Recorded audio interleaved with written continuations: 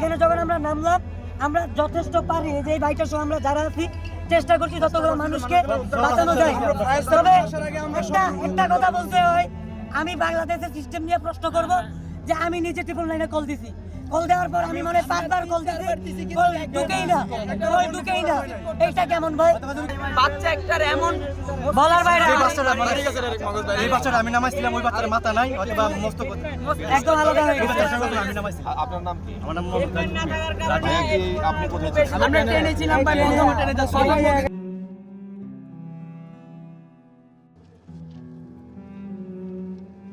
প্রথমে আইসা দেখলাম যে এখানে অনেক মানুষ হতাহত হয়ে রয়েছে। তারপর রাত্রে 3টার সময় আমার বাসা থেকে ডাক দিয়েছে, আমার বাসা থেকে এলাকাবাসী সহ আমরা এখানে উদ্ধার কাজে অনেক আহত যাত্রীদেরকে উদ্ধার করছি। উদ্ধার কইরা আমরা প্রথমে পুলিশের ফোন দিয়েছি, পুলিশে 999 কল দেওয়ার পরে পুলিশে আসে না। আমরা এলাকা বেশি মিলে সকল আহত নিহত সবাইকে বাইর করছি। বাইর করে আমার হাতে আমি অ্যাম্বুলেন্সে 3জন শেষ আমি পৌঁছাই দিছি। তারপর গাড়ি চাক্কা দিছে, একজন ছিল, ওখান থেকেও ফায়ার সার্ভিস একজনকে বাইর করছে।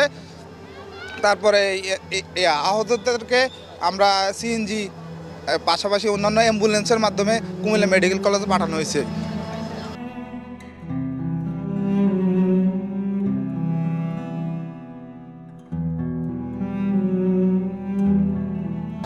আমরা সংবাদ পায়ে আসছি, আসার পরে পুলিশ, ফায়ার সার্ভিস এবং স্থানীয় জনগণের সহযোগিতায় যে লাশগুলো পাওয়া গেছে ওগুলো আমরা কুমিল্লা মেডিকেলে পাঠানো হয়েছে। কুমিল্লা মেডিকেলে আহত যারা হয়েছে তাদেরকেও পাঠানো হয়েছে। আমরা শরৎ দক্ষিণ চুয়ারাবাজার ফায়ার স্টেশন থেকে আসছি, আমাদের 2টা ইউনিট আসছে এখানে। তো এখানে পৌদরবাজার যে রেল ক্রসিং, ওইখানে চাঁপাইনবাবগঞ্জ থেকে নোয়াখালীগামী মামুন স্পেশাল পরিবহন আর চট্টগ্রাম থেকে ঢাকামুখী মেল পরিবহন ট্রেন সেটা সংঘর্ষ হয়। তো পৌদরবাজার রেল ক্রসিং থেকে এই বাসটাকে প্রায় 1 কিলো দূরে কোচা চৌমোহনী পর্যন্ত নিয়ে আসে।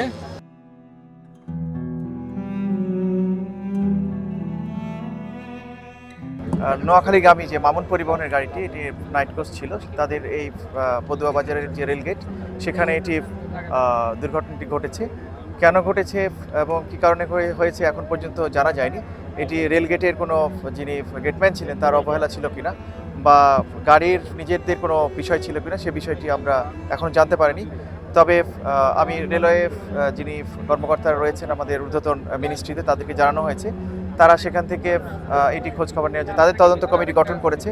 ইতিমধ্যে আখাউড়া থেকে এবং লাকসাম থেকে উদ্ধারকারী ট্রেন রওনা দিয়েছে। আমি খোঁজ নিয়েছি, আমি জানিয়েছি আমার বিষয়টি। আর কেন এই ঘটনাটি ঘটেছে সেজন্য আমি একটি তদন্ত কমিটি গঠন করে দেবো আমাদের প্রশাসনের পক্ষ থেকে। সেখানে আমাদের বিজ্ঞ অতিরিক্ত জেলা ম্যাজিস্ট্রেট থাকবে, তারপর আমাদের হাইওয়ে পুলিশের যিনি ইনচার্জ আছেন এখানে থানা, তারপর এডিবিআরটিএ, যেহেতু মহাসড়কের ঘটনা এডিবিআরটিএ থাকছে, তারপর রেলওয়ে এখানে কুমিল্লা যে রেল স্টেশন মাস্টার, যেহেতু রেলের একটা বিষয় আছে। আমি 5 সদস্য বিশিষ্ট কমিটি এটি গঠন করে দিয়েছি, সেটি তদন্ত কমিটি গঠন